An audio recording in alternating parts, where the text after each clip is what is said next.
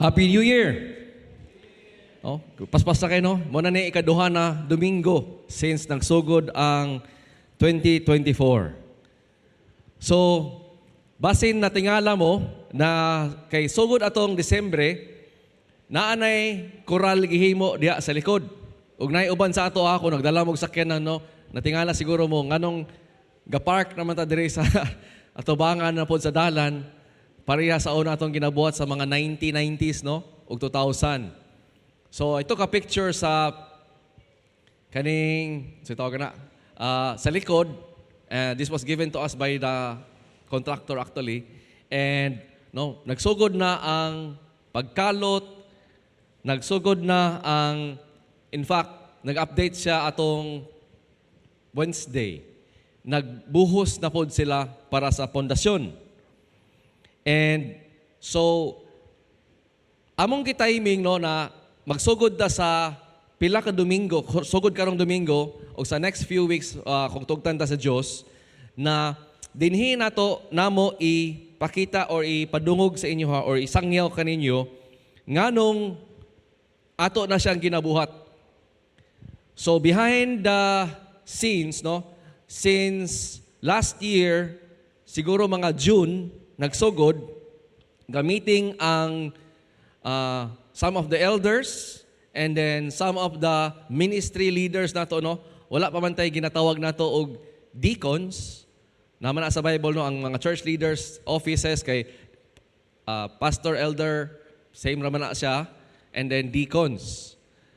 So, ang atong deacons ato man ginatawag karon og mga ministry leaders, no? We don't really call them deacons as such, but so mga 20 kapinmi katao, no, nag-meet since June, ug amog yung balik sa Ginoo, among ginastoryahan, an exchange of ideas in terms of unsa man ang gusto sa Ginoo para sa GCAF in the next few years, no?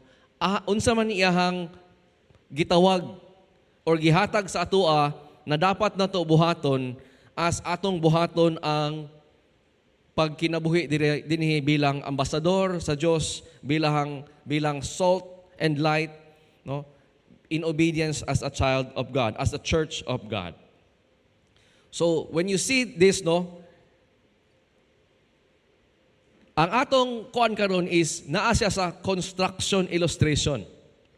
Ang atong text ako ipatanawon nato today would be sa agricultural, no, na kung si Jesus Christ pa nagkuan, agricultural ang iyang gihatag na way of illustrating or explaining.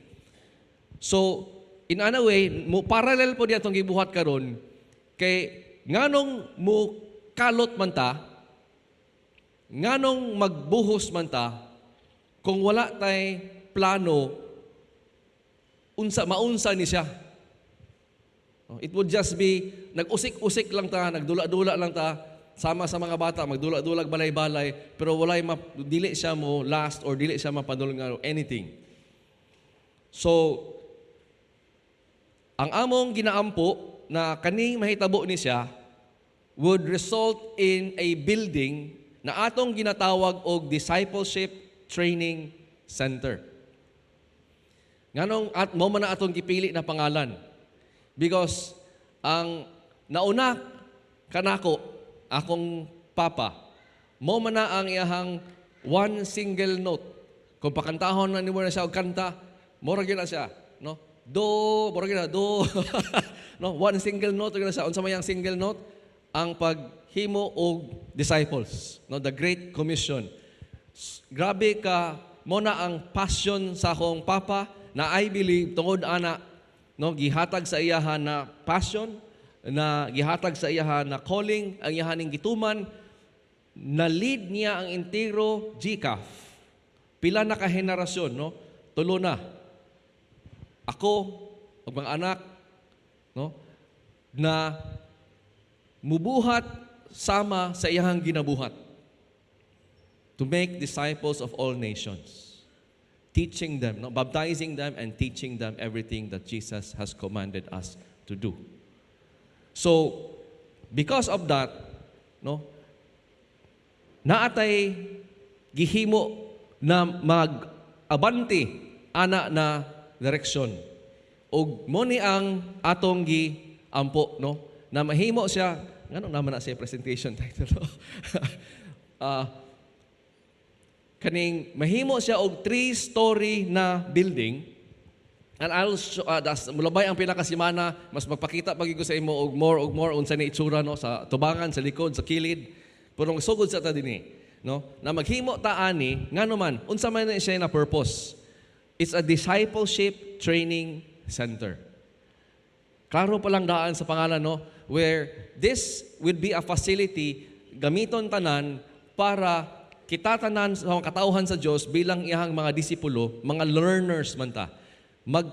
Dinhi mga classrooms, mga training rooms, mga meeting rooms where mahitabo na siya.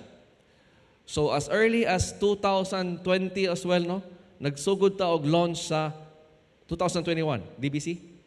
2021 DBC, so mag 2 years na pod, no.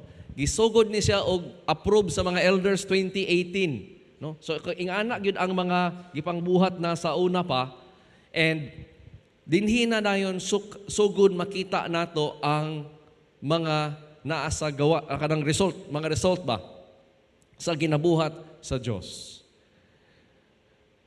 And so ang karong Domingo dili pa more on the details on this, no, sa kani siya na atong makita later on, and ang timetable na mahimo ni sa atong contractor is usa ka tuig, no, sa 9 ka bulan or usa ka tuig.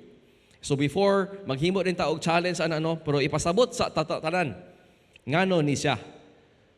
So atong gipanlantaw na gipangayo sa Dios og nagtuo kita, nagitagaan ta ani sa Dios og kaning mga katawhan, mga revelasyon kaniya base sa iyang pulong og sa experience na po nato in terms of ahat niya ginadala, unsa iyang ginahatag kanato, unsa iyang ginatudlo kanato sa past 36 years of being a local church diri sa Gusa. Ato nang kitake tanan lesson ba. And kung akong wala na ko nabutang, pero akong ibutang, ako isulti, ako ibasa sa inyo, no, na mo ni ang atong giampo sa Dios na ang GCAF mahimo in the next few years. Ang ato lugar vision statement. Ang gusto nato atong gipangayo sa Ginoo na ang GCAF mahimo o siya og biblikanhon na simbahan. A biblical church na maghimo og Christ-like disciples. Sa as we plant city churches for the glory of God. Utuhon ako, no? Atong vision statement that what we want to see by 2034, no, is that GCAF will be a biblical church making Christ-like disciples as we plant city churches for the glory of God. Ama na gumikan. Gumikan na sa pag-honor po nato sa atong mga leaders before us na nagtuo po ta, gitagaan po sila na clear call, which was, unsa man ang vision, no? Transforming lives, Christ-transformed lives, Christ-transformed communities. So, we had to ask ba, how do we get there? Unsaon man nato na para maabot nato ng nindot kayo na kung kita tanan bawat sa isa dinhi maka-experience sa kabaghuan na buhaton sa Dios kanato ni Hesukristo kanato na mabag-o niya ang atong kinabuhi. Ang usa ka tawo na ibisyo sa inom or sigarilyo mausab. Ang usa ka tawo na naa siya nabuhat na sala siyang pamilya, iyang gidapatan, iyang napasakitan sa unsa man na pamaagi, nausab ang kinaiya. Nabiyaan ang unsa tong mga dili gyud niya mabiyaan kung siya lang mubuhat. But tungod sa gugma sa Dios, giluwas o gibag-o, nausab ang iyang pagkatao, nausab ang iyang kinaiya, nausab iyang karakter, iyang binuhatan, o danha dayon na rip, no, na ang iyang pamilya karon na kung mo uli si tatay, mauli si nanay, imbis mudagan sa kahadlok, nalipay na. Nakita man na nato, happen again and again dinhi sa GCAP. Ang drug addict, na-set free. Ang bungkag na family, na-restore. But every time, makita nimo na unsay gibuhat sa sala o sa ni Satanas o atong kagulingong kasing-kasing na makasasala, ang Diyos mas labaw pag yun ug iyahang maayo ug iyahang ma-restore. Kita tanan dapat na ataana na bisyon.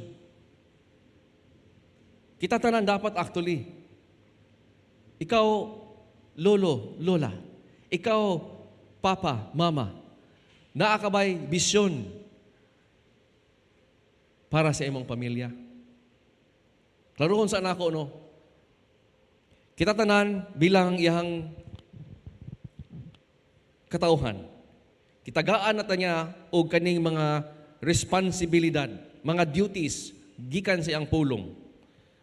Unsaon pag kinabuhi as Kristohanon diri sa kalibutan. Unsaon pag huna-huna as Kristohanon diri sa kalibutan. Unsaon pag sa atong karakter, pag molde sa atong karakter. Unsa ta atong attitude dapat. Giingnan na pod ta niya na mo ni atong buhaton sa usa ka linggo. Kas-a sa usa ka linggo, di ba? Magtipok bilang iyahang simbahan sa kiningani kadako na grupo. Naingon na pod siya na dili lang ni. Kung nagtipok ta sa usa ka dako na grupo, magpadayon gyapon ta og tipok sa ginagmay na mga grupo during sa semana. We are to encourage one another. We are to learn. We are to pray. Hatag ni tanano, mo ni atong mga binuhatan, mo ni atong pagkinabuhi. Mo ni ato ang way, tawag nato anino, the mission na iyang gihatag kanato. Na dili nato ni mausab, dili ta magbuot-buot. We are to show compassion kung naay kailangan. We are to forsake sin. Dili ta magpadayon sa atong mga sala. Dapat hinugugmaay ta, magtinabangay ta sa pagbadlong, sa pag-encourage, no?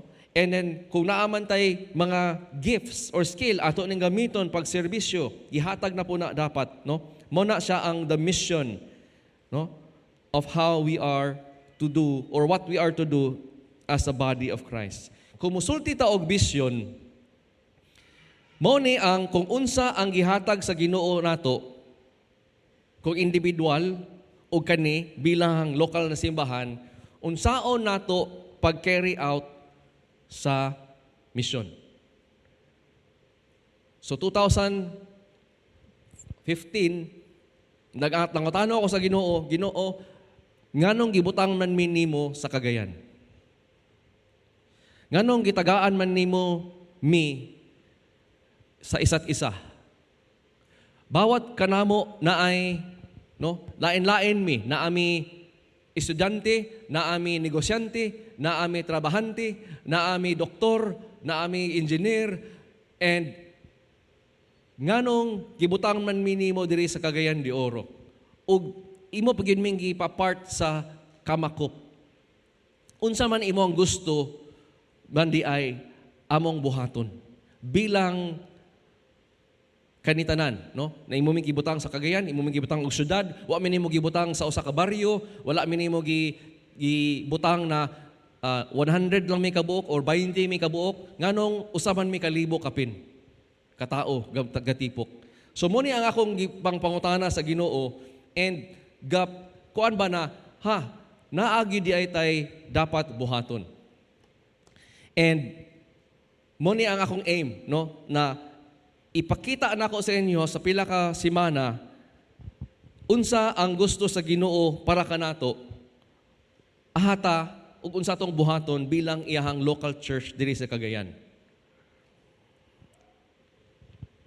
Di ba naingon ko ninyo, you should also have a vision for your family. Mo ni ako ang vision sa akong pamilya.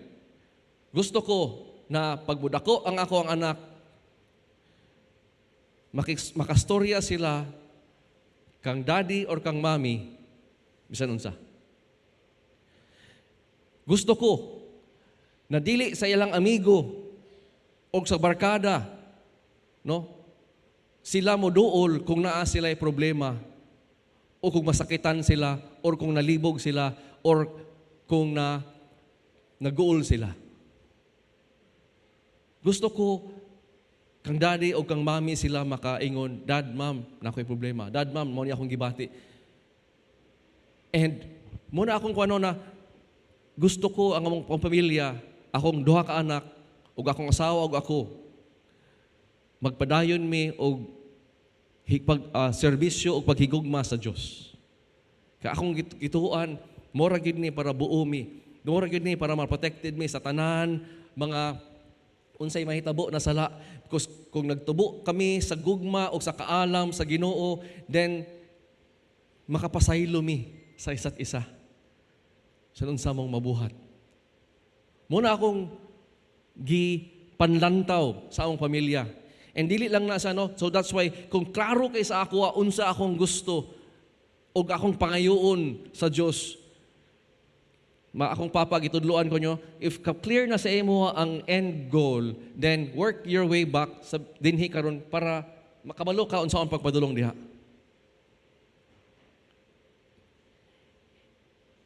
Have you realized that when God saved you, iyang kabubuton sa imuha is, patuno ko sa ilustrasyon niya gamit nyo, bilang agricultural time na sila, mubunga ka og lasting fruit.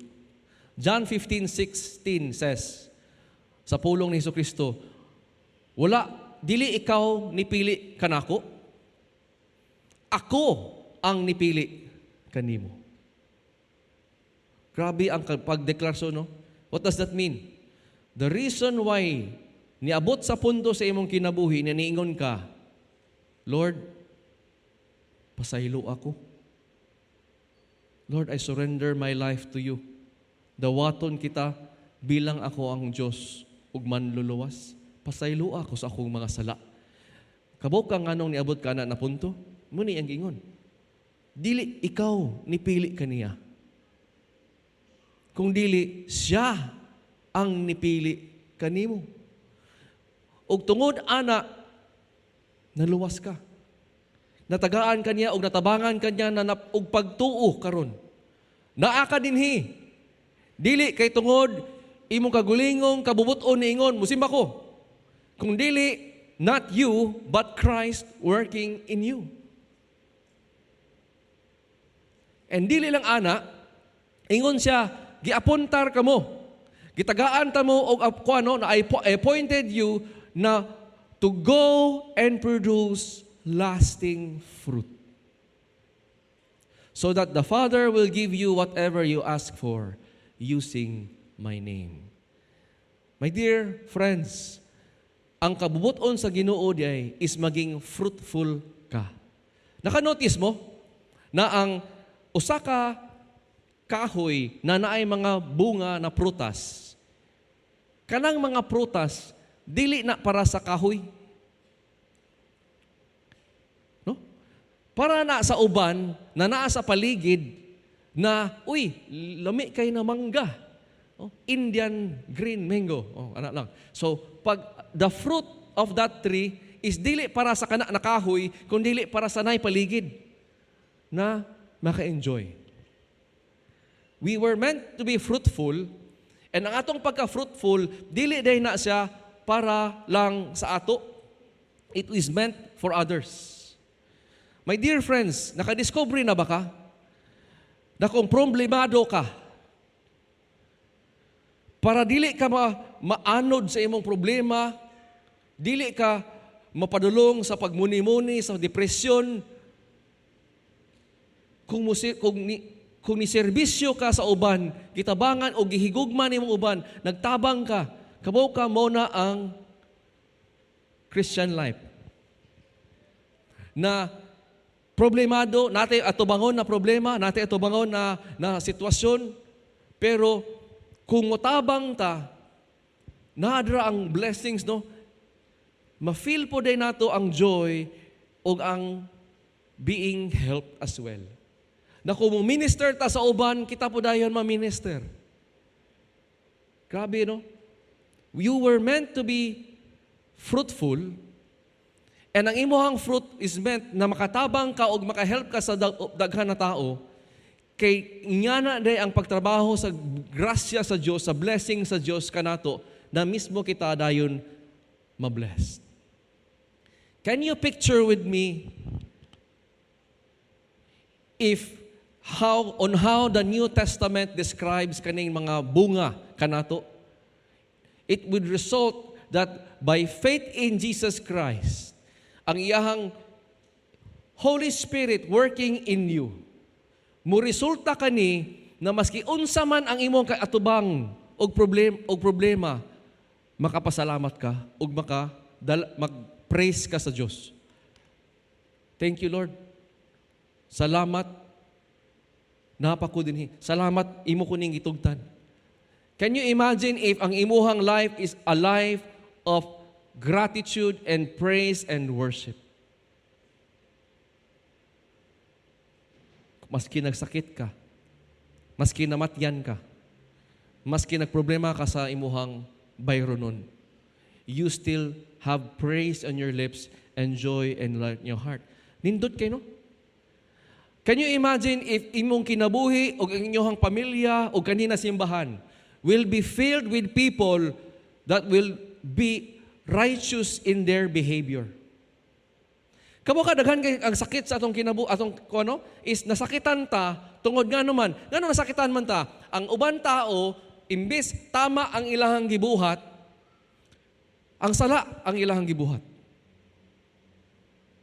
Imbis ang pamilya pag uli nato maghinigugmaay, nagsinyagitay. It is always sinful behavior that strikes us and breaks our heart.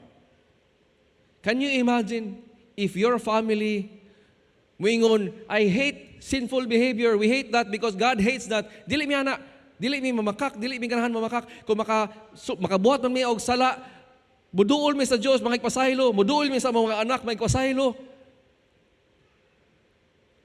And naay pinasaylo ay nindot kay no? If we will have all of us righteous behavior. And kita tanan naata dinhi tungod kay naiusa ka tao. Then katay na ninatanan gigamit sa Dios para makasabot ka sa iyahang gospel. Nasyaran ka sa gospel. Na inikuyog nimo, na inilakag nimo, na inigukod nimo sa akuan, na iniatang sagit sa balay. Di ko kaikyas. Kaya kailangan mo kumuuli. That is a wonderful fruit. That to lead more and more to know Christ Jesus. That's why part sa ato here is dili lang ta, na dinhi lang ta. Na kita-kita lang. Part yun na is we wanna go where wala pa ta o napay mga tao na wala pa nakaila sa Diyos. That's why we believe in planting more and more churches in the cities. Nga naman, kibutang man ta niya sa city. So, imagine, naanin tayo mga godly attitudes. How many of us nasakitan na sa mga plastic, sa mga libak, di ba? Sa mga dili insakto o tsada or maayo na mga attitudes. Unsa man ang Galatians 5:22-23. But the fruit of the Spirit is love. One would say, na the fruit of the Spirit is love, and then all the rest ni mo ni sa unsa itsura ana. But it can also be but the fruit of the Spirit is kanitanan, love, joy, peace, forbearance, kindness, goodness, faithfulness, gentleness, and self-control. Naana tanan. From actions to attitude to character. Gusto taan no? How many of us would want this for our family? May this be true for our family. May this be true for the spiritual family here in GCAF. But nangutana ba mo? Kaya ako maninggi pangutana sa Diyos. Lord, how do we have this? I want this. How? How do we bear fruit like this? Unsaon man, Lord, para makabunga kog ingani na fruit sa akong kinabuhi. Well, the Bible tells us na ang usa ka tao, duha ang iyang fruit ginabear. Either you're bearing good fruit or you're bearing bad fruit. We are already, gigamit na sa Ginoo karon the reality, the spiritual reality, na mga trees na ta, in a sense, a good tree and a bad tree. Mugamit pa din siya later, siya pod ang vine, kita pod ang branches, but similar, naay tay mga bunga. Whether, bata pa ta, idaran na ta, naatay mga bunga sa atong kinabuhi. It is sinful or it is righteous.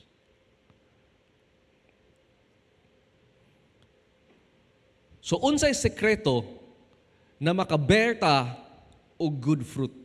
The fruit na ang atong Dios mao iyang gusto na makuha kanato or makita og makuha kanato.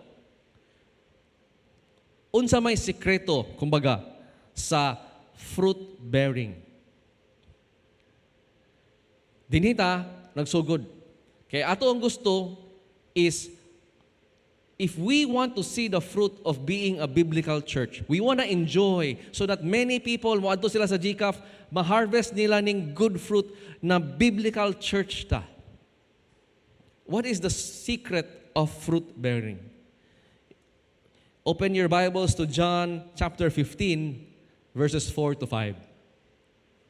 And ingon diya sa John 15, 4 to 5, abide in me, and I in you.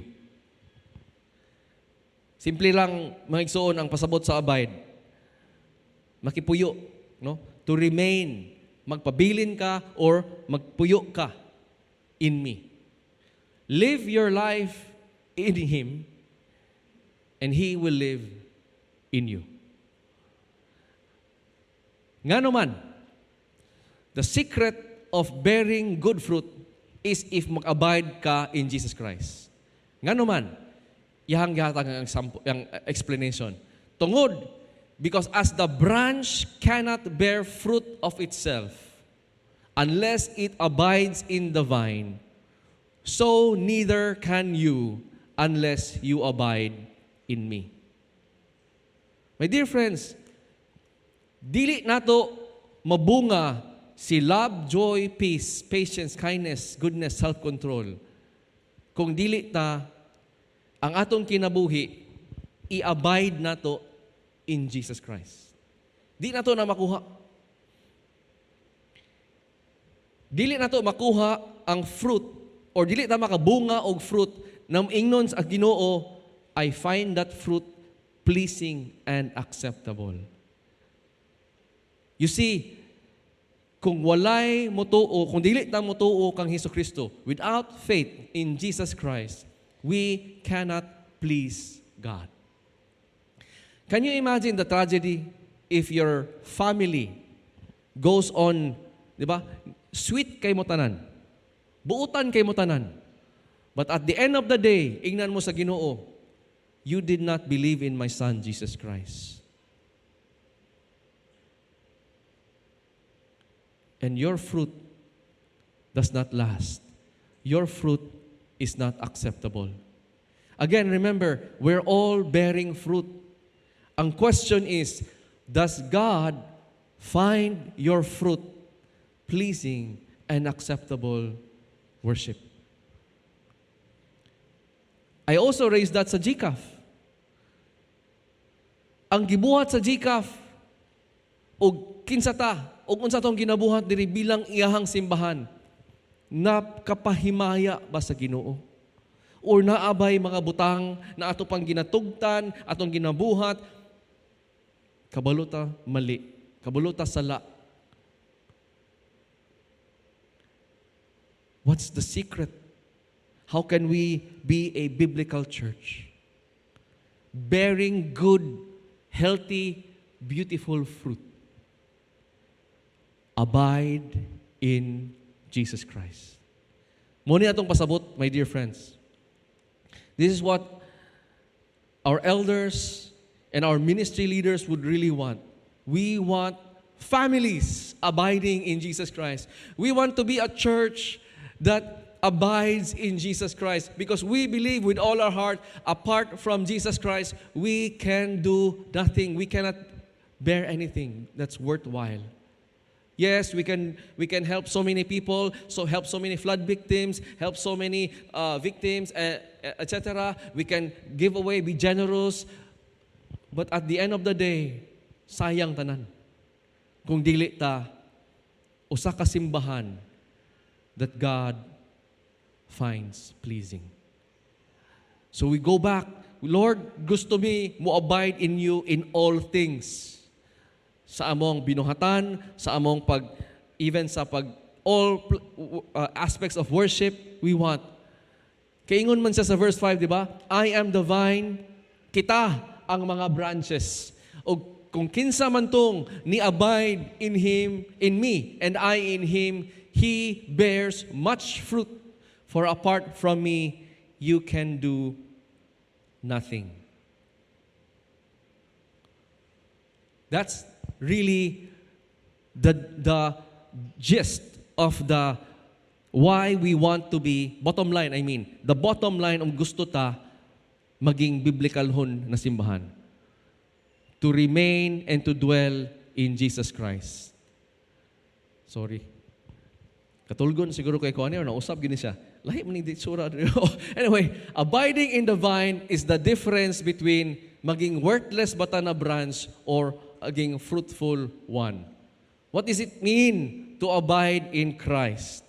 No? To abide in Christ means, number one, mo hold on ta to His teaching. 2 Thessalonians 2:15 ingon, so then, brethren, stand firm and hold to the traditions which you were taught, whether by word of mouth or by letter from us. To abide, nagsugod na siya sa faith in Jesus Christ. And if you have faith in Jesus Christ, you believe in His Word, the living Word, that is the Scriptures. Hold and stand firm to the traditions na ihatag sa ato sa pulong sa Diyos. That's why kung nakapansin mo, from 2018 onward, because we want to abide in Jesus Christ, dinhi sa pulpit, nituban ta sa Diyos, niingon siya, ang mga elders lang, ang mga sa God-ordained roles sa simbahan, ang mga lalaki, ang iyahang gipili na gitagaan niya og role sa simbahan na maging pastor o elder.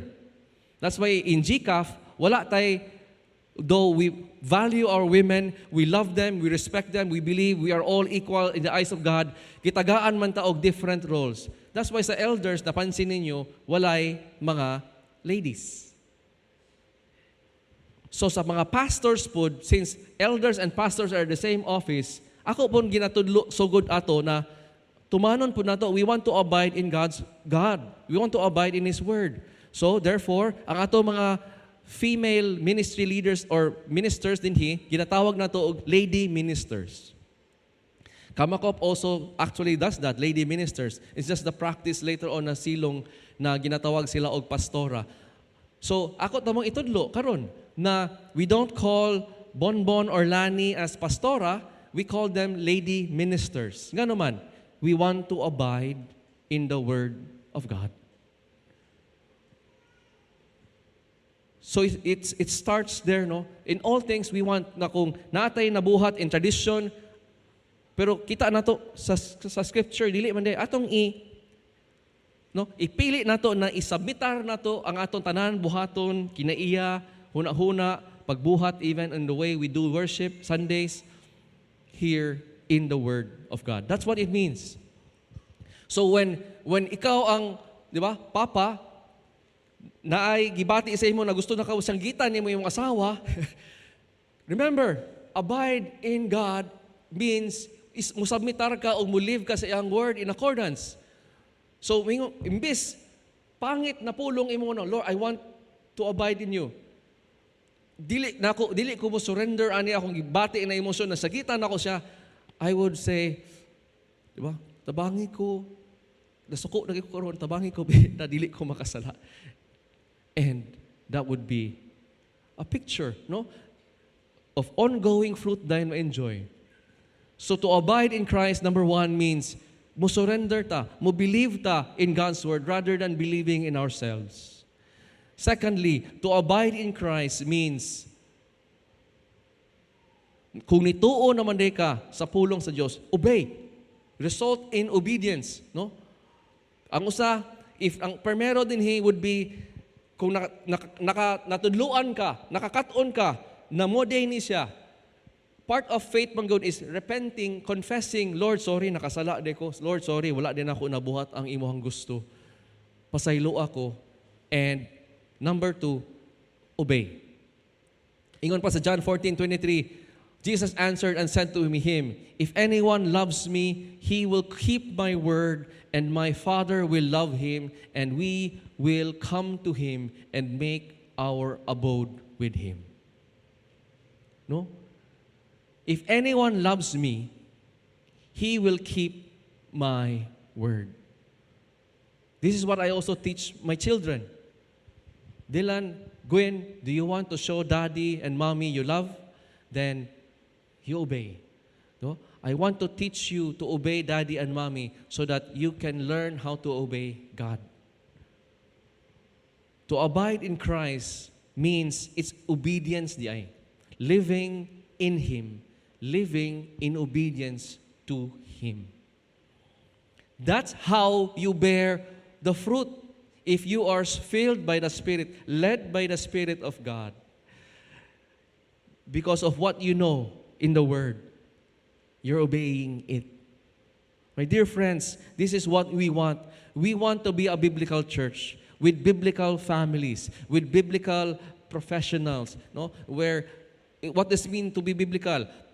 Nagtuman ka, nagtuo ka, you have this solid trust in God, na kung unsay ang gisulti sa pulong sa Dios, akong kinaiya, akong isurrender diha, akong mga binuhatan, akong isurrender diha, akong paghuna-huna, akong isurrender diha. Sundon nako ni. And my dear friends, you will enjoy the blessings of obeying Christ. And makita din mo, wow, nanakoy bunga, a good fruit, because it is born out of faith in Him. Unsa may secret sa abiding? Simple lang. Someone said, obeying. Simple as that. It is so simple, a child can understand. Now, my dear friends, I tell you why it's hard. Dati kasabihan, no? Dali lang isulti, lisod ka na buhaton. Nga naman, have you ever asked yourself, dili biya na siya lisod sabton? Atong ginasulti is lisod buhaton. Pero nganong lisod man buhaton? Because there's a part of you that says, if buhaton nako na, dili nako makuha ang akong gusto, dili na nako ma-enjoy akong gusto, no? Kung biyaan nako ni na kinaiya, mo man ni na kinaiya na I believe has made me this person, this successful. Do you know what that means, my dear friends? Nganong lisod siya buhaton? It's a desire issue. It's a faith issue. The desire issue is this. Kung ang imuhang desire is dili si Jesus Christ, mo na siya na desire issue. If ang imuhang pagsalig is dili si Jesus Christ, then maging issue siya. Maging trust issue siya. I would rather trust myself, no, rather than obey that. I would rather have this because I desire this more rather than doing or being with Christ. I'll give you an example sa desire issue. Especially sa sins of desires, no? Unsa man ang sins of desires? The appetite, sa kaon, o sa sexual desires. Di ba? Unsa man ang kuan sa usa ka tawo na kasabot na, kailangan ko mag-diet. Atong November, akong problema, nag-check up ko, bagsak ko sa cholesterol, bagsak ko sa sugar. Ha? Nakutanaw ko kang G, dili pa ta baliktad og result. No? Then nakurat ko nganong bagsak mong cholesterol. Kung wala nako na siya gidawat, di ba? As true, then pwede ko buhaton. Pero tinuod man, okay? Sige. Pero unsa may nakaroon ng lisod, that means ako karon i-give up ang akong gusto ginakaon, which is, di ba? Mga makapadako sa cholesterol and makapataas sa sugar. And it now becomes a struggle for many. Nga naman, Lord, dili na ko mag-give up ni kay lami kayo, di ba? So, the reason why it's hard is because it's a desire issue. So when we go to the Lord, we have to do that many times, no? Surrender and deny, even die to these desires. Why would we want to do that? Because, Lord, I want you more. Na naagyo ditay biyaan, naagyo ditay undangon, so that we can obey. Same as with, di ba? If you're a married man or a woman, you don't give in to your other desires. Kung makakita kag lain or ano, di ba? Nakaibation lain, you wanna submit. Lord, I'm married. Lord, I have, di ba? I want to follow you and I want to obey you. To abide in Christ means to obey Him. And lastly, to abide in Christ is to live like Jesus Christ. The one who says he abides in Him ought himself to walk in the same manner as Jesus walked. Nindot kay no? Na if we dili lang ni usa, duha, tulo, upat sa atoa. But if we do this, given everything, no, a biblical church, mas makita pa nato na later on in the next few weeks, gihatag yun sa Ginoo para tanan, para makatabang sa tanan katauhan niya na maingani ta. Again, this is God's will that we will be bearing this fruit actually. It is just because of our sins and hard-headedness that we have been bearing other fruit. And mo na ang source sa dagan kay natog headache and heartaches in our lives. Because we have chosen instead to abide in Christ. We have been led by our sinful desires. And we have given in to it again and again. And that's why we have reaped now what we have sowed. My dear friends, this 2024 and moving forward, let us sow trust and obedience in Jesus Christ alone. As we build this, no, and as we give you the challenge later on, that's our aim. We want that our lolos and lolas that have sowed and reaped faith in Jesus Christ would be able to teach other parents, other grandchildren how to live in faith as a lolo. We want na naatay doctor that sowed faithfulness and obedience to Jesus Christ. That despite the busyness and demands of the profession in order to be successful, iyahang gipili to remain and live in Jesus Christ despite losing maybe a few hundreds or millions of income. My dear friends, we would want that naatay business people later teaching fellow Christians who want to enter into business, knowing na daghan kay compromise na ginabuhat diri sa kalibutan para mo succeed. No? How can we live as blameless, di ba? As doves and as wise as serpent in this world? That's what we're envisioning that's gonna happen in the discipleship training center. Dili lang bitaw kaning mga mag-take notes ta and something na murag pag moadto ta wala man ka relasyon sa kinabuhi. No, we believe that the scripture is so useful that we can learn how to be the best husband and wife. We can learn how to be the best lolo and lola, how to be the best whatever God has called you. If maging church planter ka ba, maging missionary ka ba, maging preacher ka ba, maging evangelist ka ba, anything and everything, we want to be teaching the Word of God because that's what we believe. No? We want to plant that in all. So may that become, no? If wala pa mo'y vision for your family, a biblical vision for your family, I challenge you, no? Go to the Word, pray, be taught the Word of God so that you can enjoy. It really is true, I tell you.